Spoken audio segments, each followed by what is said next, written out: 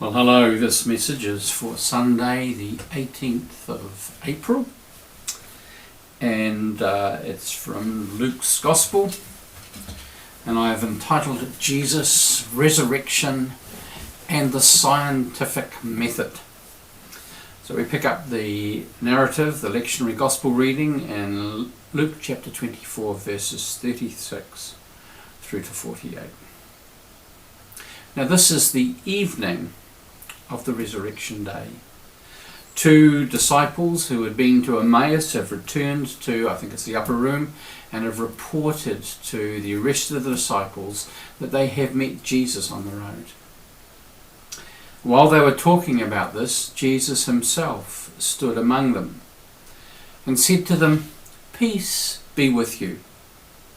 They were startled and terrified and thought that they were seeing a ghost. He said to them, "Why are you frightened? And why do doubts arise in your hearts? Look at my hands and my feet.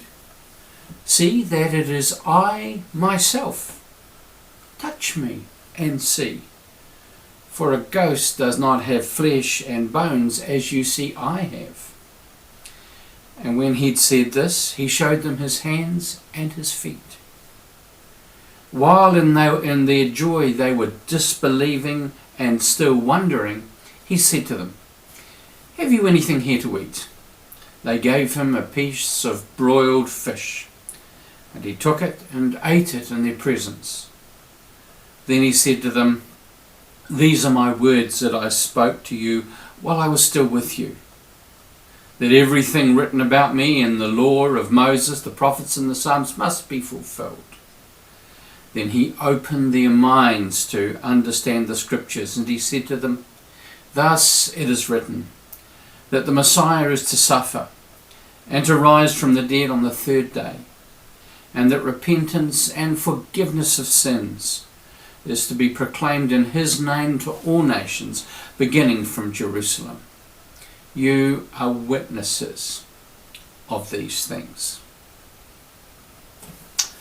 It's quite a story, isn't it? Quite a story. I went on to Wikipedia and downloaded the definition, Wikipedia, that source of all things true and right, the definition of the scientific method. This is what it says. The scientific method is an empirical method of acquiring knowledge that has characterized the development of science since at least the 17th century.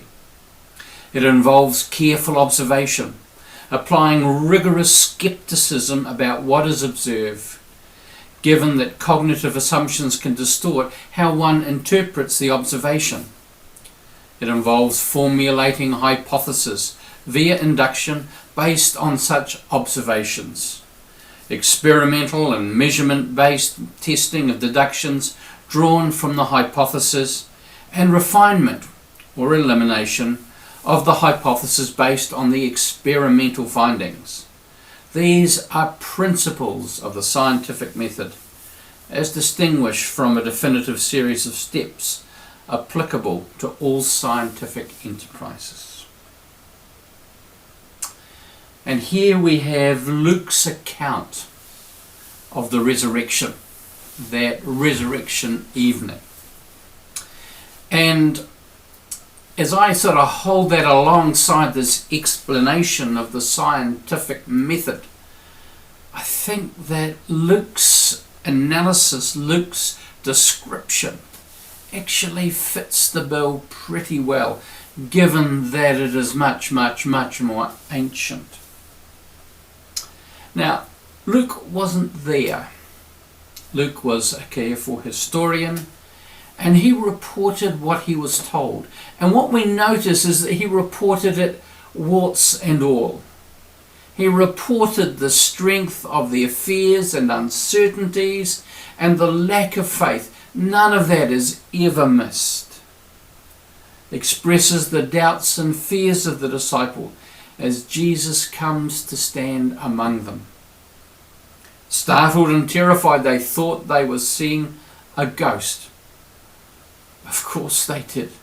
I'd imagine we'd have had a similar reaction, even in the 21st century, when we're bombarded with all sorts of stuff through the visual media of things that we know just cannot be true. How did he get in here? Whoever he is, it looks like Jesus, but we saw him dead. We saw the separated flow of blood and water as his side was pierced. We saw him taken down. We saw him laid in the tomb, quickly becoming as stiff as a board. And how did he get in here? The doors are locked. Now Jesus understands their fear, their anxiety, their doubts, their skepticism. He invites them to use the scientific method. Use the senses they have. Touch this ghost and see that it actually has flesh and bones. It is solid. Examine the wounds in the hands and the feet and note that these are the ones consistent with crucifixion. Not enough for you? While in their joy, we read in verse 41, they were disbelieving and still wondering. He said to them, "Have you anything here to eat?" They gave him a piece of broiled fish. Now that sounds kind of disgusting, broiled, but I understand it's kind of a grilling. It's what they use at Burger King. And he took it and ate it in their presence.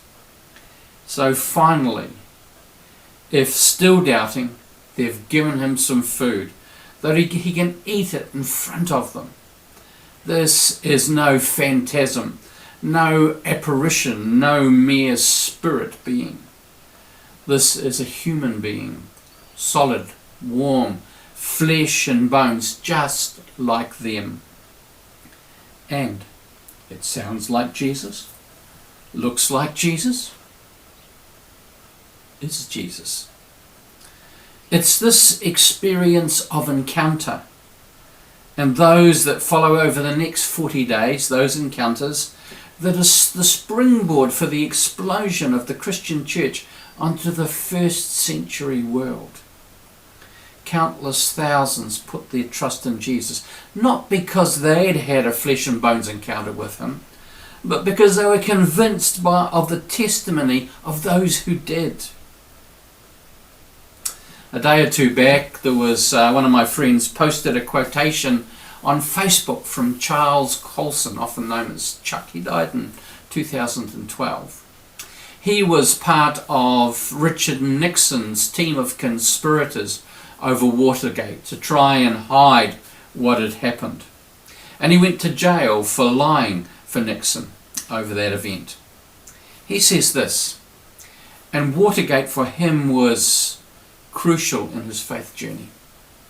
I know the resurrection is a fact, and Watergate proved it to me.